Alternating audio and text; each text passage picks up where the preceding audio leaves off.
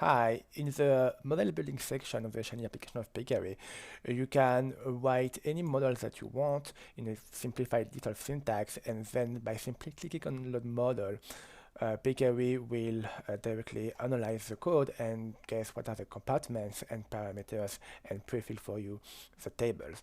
So today we will see how that works, basically. The first script that analyzes the code that you wrote, and then how it has been implemented on Shiny applications, maybe a few words also regarding unit test. So basically, the most important files is dissolvepec.r that you can find directly. So in Peccary, you go to Peccaryverse, R, and then you have dissolvepec files. And on the dissolvepec files, you have the function dissolvepec, which is the one that interests us today. So this function has only one argument, which is called model, and you have here an example of a model. So it's simply the text that you wrote in the Shiny application. And here's a very dummy example, but I had it on purpose, some lines to add some complexity and to show you how Peccary did with this complexity. And before going line per line, I will just explain the overall strategy. So the goal is notably to find the parameters. So to find parameters, you will first find every word. So this is a word, XP is a word, 50 is a word, everything is a word. Then you will remove every word that are dedicated to R, like exponential. Or T, for instance, here, because this is a function and this is the time, so you can't really attribute values to that. Then you will remove every value that are computed. So for instance, KE is before this arrow, so it means it is a computed value. And then you will remove every compartment like tickets, which is not a parameter but a compartment. And so parameters is all the words minus the words that are dedicated to R, minus the computed values, minus the compartments, and also minus the numeric values. So this is the overall strategy, and now we will see line per lines how it works. So basically, the whole code is just regular expressions manipulations. So you start with your model, eventually you replace the equal to arrows for declarative signs, and then what you do, instead of working with one character values, we will work with an atomic vector of characters, each character being lines of your model. Then we have some comments that are annoying and we want to remove them because we don't want, when we find every word, to include the words after comments. So we remove it with these lines. Everything that is after the DS is removed. And then eventually we had some, we remove from here the space or the anti/t. So now we have what we call model split, the model without a comment and one character being one lines of your model. Then, as I say, step one is find every word. To find every word, you just repass everything, so in a single row, but the same that before, but now without the comments, so it was still useful to do it. And then you remove output and plot. So why we do that? Because again, underscore plot and underscore output are not part of the model. It's just some tags that is used inside the Shiny applications in order to know that this is an output and that this you want to plot it when you do simulations. So if you don't have plot, you won't be able to plot it.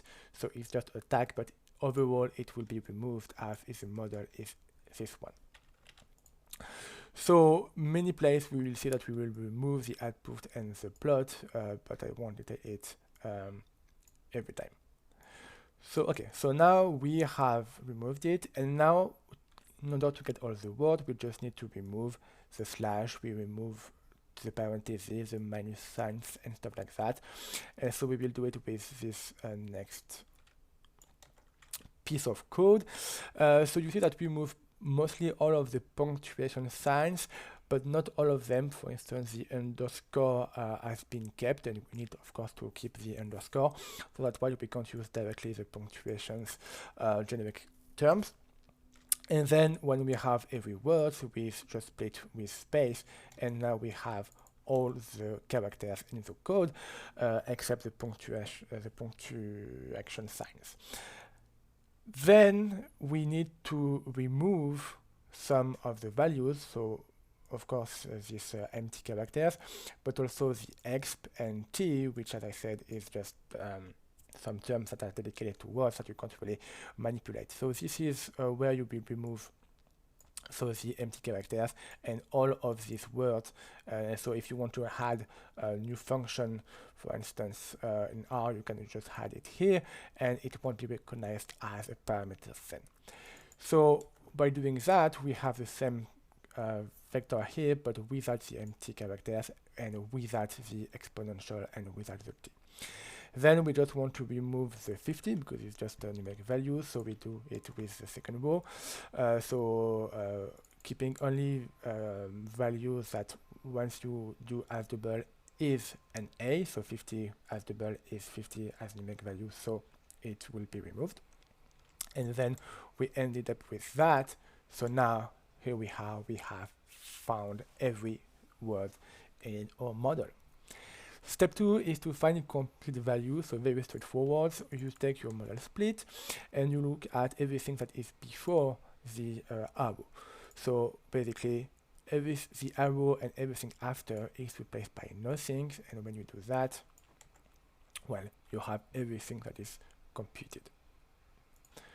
So you do it, and you have every value that are computed, and it's unique because sometimes you can, in the if-else tutor, for instance, have several times the same values before the arrow. So now we have everything that are computed.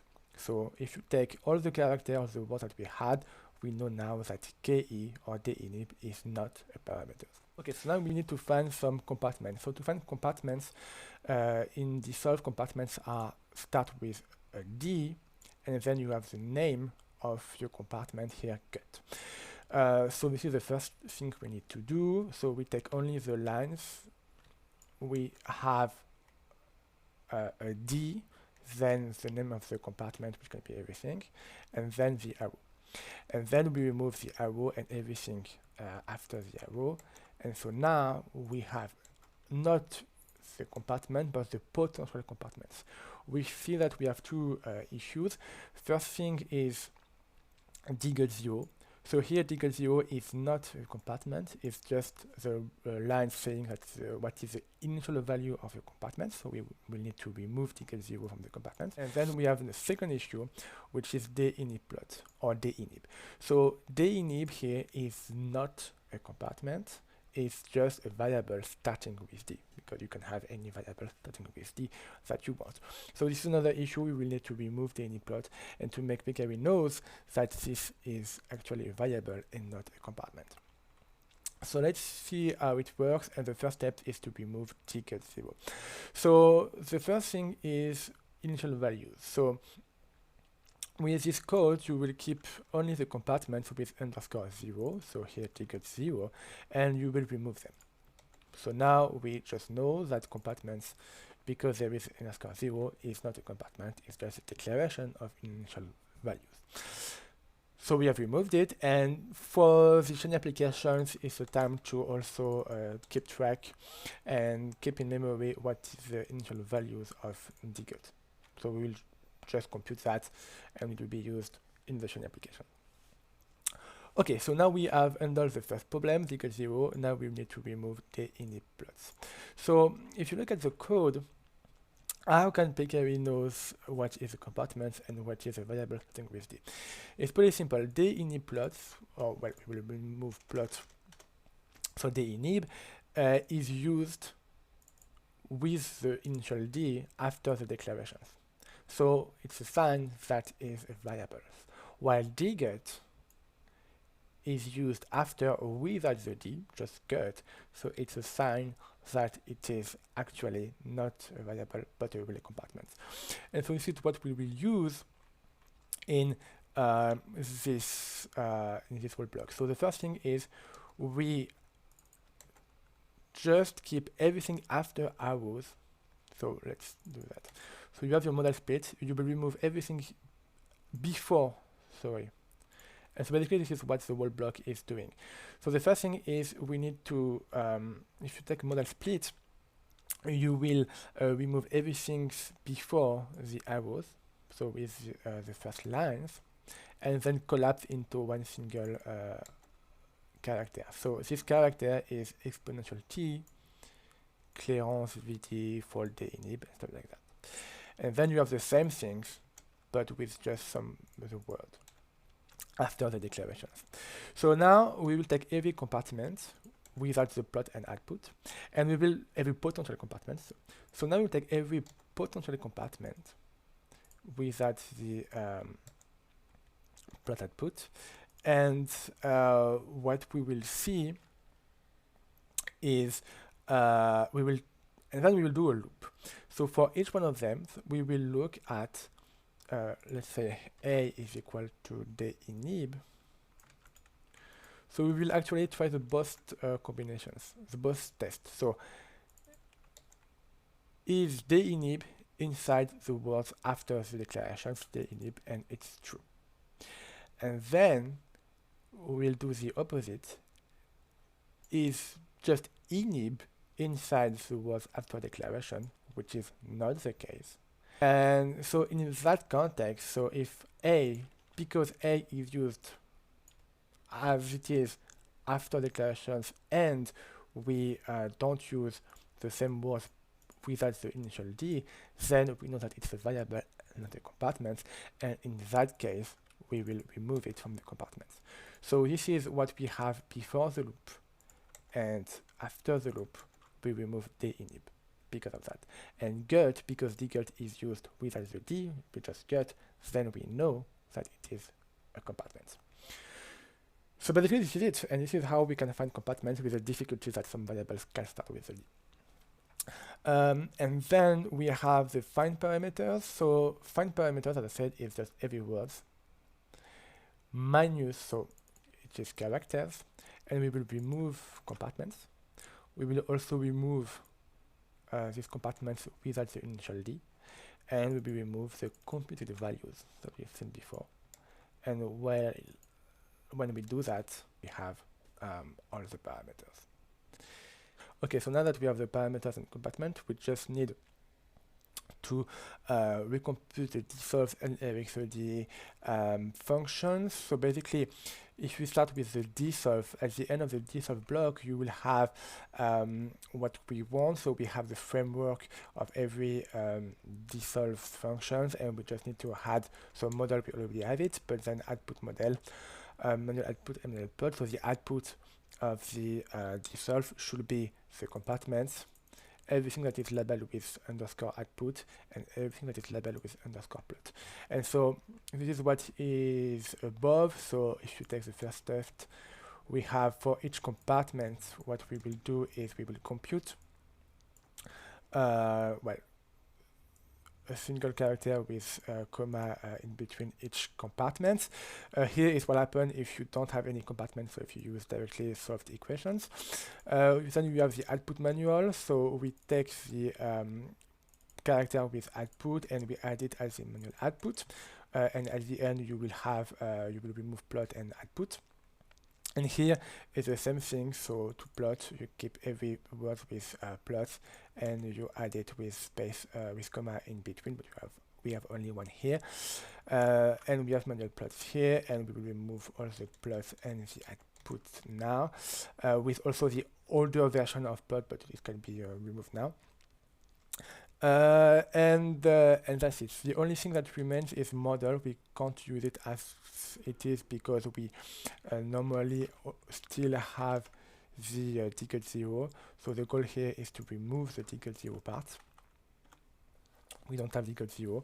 The initial condition row is not needed, and that's it. And at the end, when you have that, well, you have your model.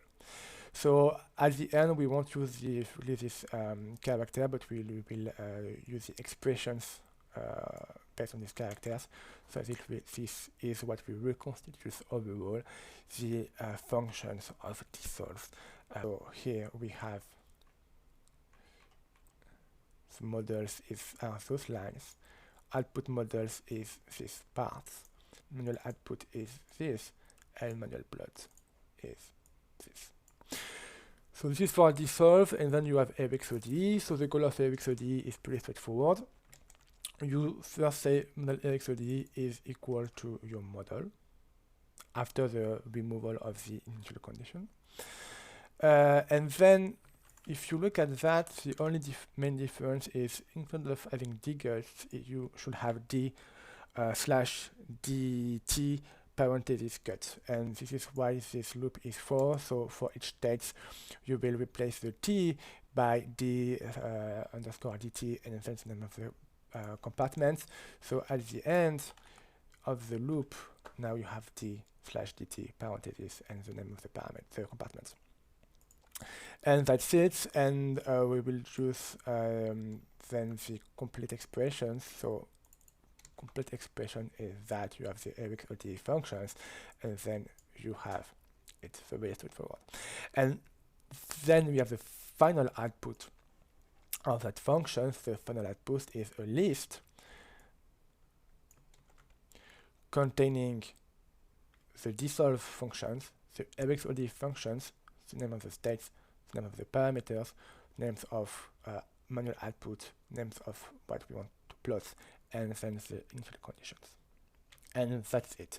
So basically at the end, when you use it, you have your models, and you just use its functions, and you have this output.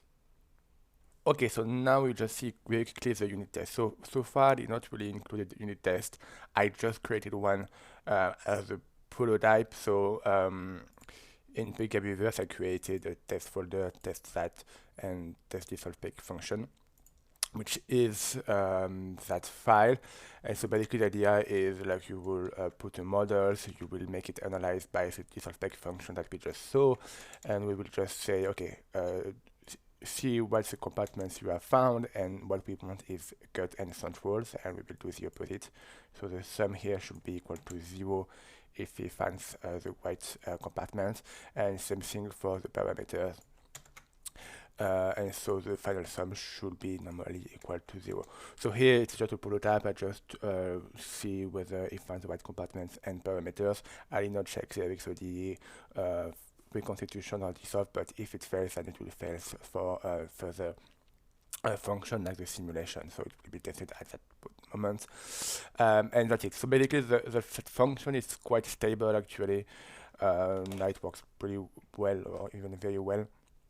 But if someone has a problems with a new model because it writes some stuff, we can add a new test with the new models and write manually what we want as the output and do it as a test with that system.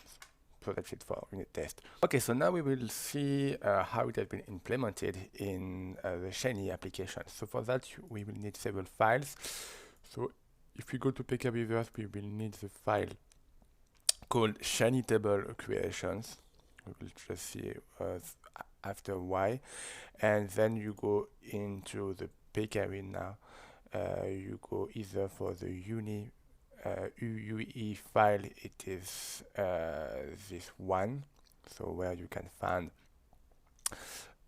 every names of every input. So what we will be interested is to see on model building sections.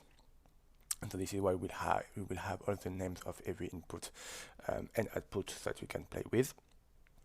And for the server is actually on ist folders and on the Shiny apps folders. And then what we want is the file called SAS model building, which is that files containing everything related to, well, the model building sections. And also we will need to play a little with the file SAS Peccary initial, which is the first file that Peccary is with.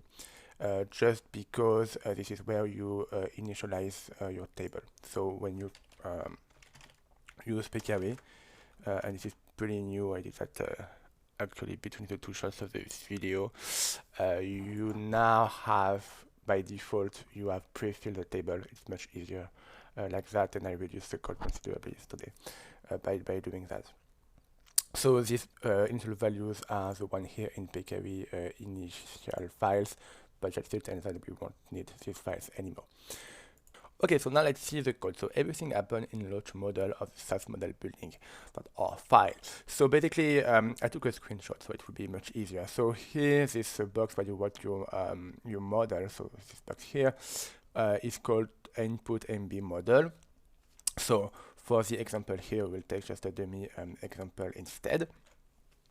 And that's it. Here you have a if-else structure. So you will always just keep that unless you click on use covariate, and then you will enter into that row, which is a specific unlink. Maybe we'll do another video about that, about covariate, but for now it's pretty useless. And here is just that in case, let's say you write not a model, but you just write a number here instead of that. Well, what it will do is it will, so the number will be referring to the number of the runs of the PK results that you use, so for monoliths or non-mem runs, for instance, and it will replace this number first by the code of the number. So you will try to find the structural equation files of your non-mem or monoliths, run and replace it here. So it's very specific, and I will explain in another video how it works, and this is the same thing. Okay, after thinking, it's probably best if I just review briefly how it works. So basically, let's imagine you, as your model is not your code, but MLX4 files or on the mem file. What Peccary will do is first use a specific function called pick import model, which is the topic of another video, and the output of that will be so the extractions of everything it can from MLX4, so the funnel matrix variance covariance. You have here the model, and you have like for instance parameters, initial, populational, and individuals, and also the data sets. And the thing is, so the model will be replaced by the model that is here. So first step is you replace the MLX4 text by the models, and then you can use these models as if it was written by hand. And you also have need update equal to be set to true, which means that when we fill the tables, we can use the parameters that are here, for instance, or the matrix variance covariance that are here. So it's just like in case of you input MLX4 file path, for instance, and not that you write by hand. So that's it. Okay, so when we have your model, first thing we do is, of course, then to use the dissolve-spec functions, the one where we extensively analyzed before. So you have the analysis of this model and the decomposition of it. So then, if it did not fail, we will just fill all the tables that are here and here and here. And so each time you have what is the subtopics of what we are doing right now. So first we will try to fill that table. So the idea is first we read the previous table. So depending if it's the first time you use in these sessions this module, it will be just a blank table, or maybe you have also previous value, and that you don't want to lose when you will re-update the value. So we will see how it works. So basically we take the previous values, then this is just aligns if we imported with monoliths and non-mem to say initial values are included in the MLX1 files. Otherwise, what we do is we take the decomposition with the dissolve spec. We know what are the compartments that have been found, so we just create a table like that, and then we just do a left join with the previous values. So here you have the previous values. And if you used actually empty character, if you do the same stuff, it will be the same but with an NA. And so this is how you don't lose the values when you update the systems. Then you have some manipulation sometimes. There is an NA. Here it's easier if you just say by default every value is equal to 0. So now what we do is that. and we have the 0. So the value are either 0, either the previous value you used, either the value that we used in the default spec. So here, like if you, let's say you put, I don't know what I put it. Yeah, so here you have an initial condition, you have tx0. So we know that actually the value is ivx. So this loop allow you to actually replace the values by ivx. So this is so if you don't have initial conditions, you will keep your 0. If you have if you have said that you have initial values, then with these loops you will replace these values. And so at the end you have your table state here, which will be this one. And basically it works the same for every table.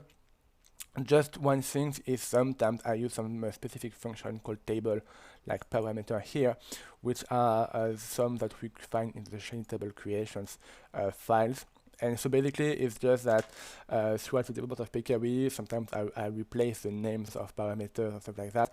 And so it's just some function that allow you to be sure that you always have a unity in the table, that you always have the same format. And so it's useful because the tables are used in several functions inside the Shiny application, for instance. And so let's say I want to create another column. Instead of adding it in every place of the file where you use the table, I just add it on this table parameters, and it will whatever previous table we used before, it will update it to have the updated table. And especially like we can save your model inside your project files. And so if in some of my oldest model in my projects, it's with oldest version of the tables, and so the table parameters allow to uniformize everything. So it also like allows some backwards compatibility of that. I won't explain the table, but basically it's made for that. So if you put like an incomplete table, or if they're missing some columns, well, it will add those columns by default. So you can put a non-perfect table, and it will try to compute a perfect table at the end, so you have always the same output and same columns and same factors and stuff like that. But otherwise, it works exactly the same way. So let's say you have a previous table, which is here, which is just a null table. So what you are doing is you would first do a column with the parameters, a table with parameters, and then you do a left join. And then again you have your parameters. So here you have a table parameters, and as I said, with the table parameter function, here you see that you have lots of NA, which is not really pretty. You just do table parameters, and now you have the value by default. So this is why table parameters is pretty useful if you have something quite messy or imperfect. So this works the same way for almost everything. For the events, it's the same stuff. And so for the matrix, it's maybe a little more complex. So we will do it. So basically, for the matrix, what you do is so imagine you start with an empty matrix because you haven't analyzed everything yet. So you will be like that. You will just analyze the prev. You will also add the variability and telax, because just if you look at what's happened here when you put any models. So here you can add actually some parameters if you want to add some variability or tlags, but these parameters of tlag and variability are not in the default spec functions because it's not part from the tutorial equations. So this is with that groups with that codes you had in the matrix the tlag and variability parameters. And then what we do is, so we create first a matrix like that. So you just take the name of the parameters first. You take also the name of the previous parameters, and then you create a matrix. So here we have two parameters, so we have a matrix of 2, 2. You have the diagonals, and then what you do with this loop is just like you everything that is above the diagonal you replace by an empty characters, and then you transform it into data frame with colon and row names. And then this is why we use. So imagine like that you have your previous matrix, which is the same but with another value of 2. This these map functions allow to search for each combination of parameters, so row name and column name, to look if in the previous table there was a value attributed. And so if yes, you will replace by these values.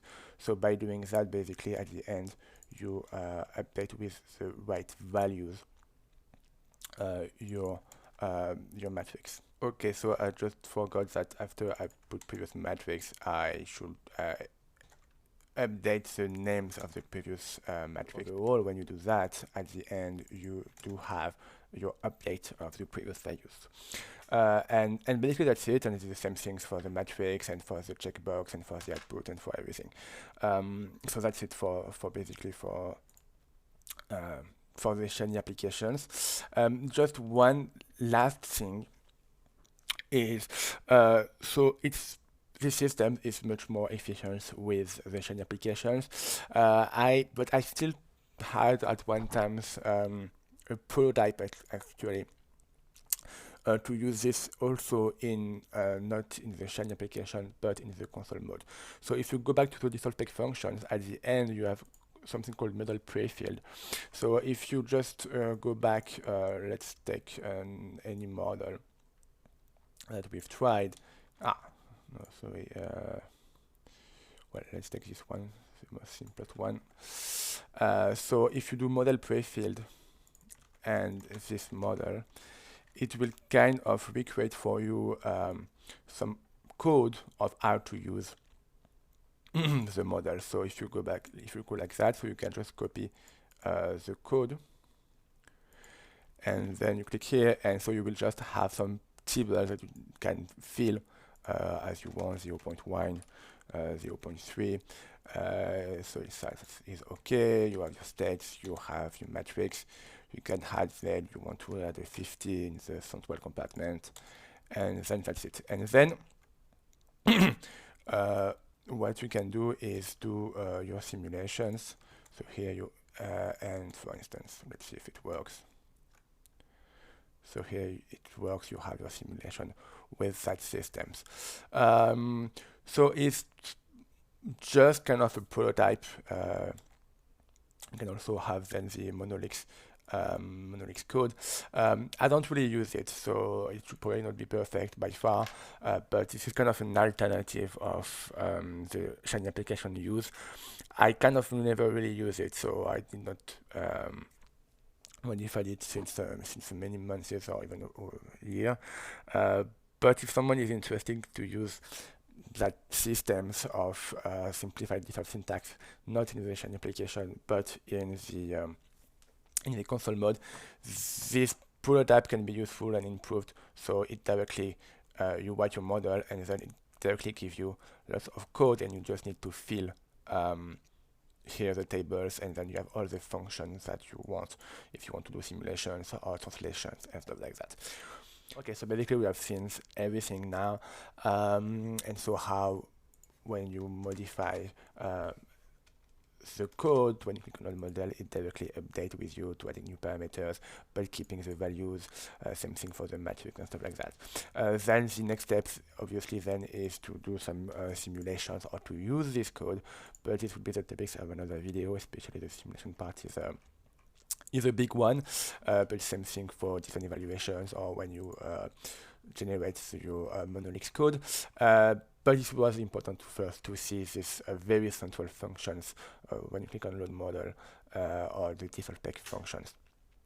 So, of course, everything can be improved, so you're very welcome to give any insight, any comments, any suggestions, or to modify the codes by yourself. And you can obviously take this code if you want for your own projects, completely free.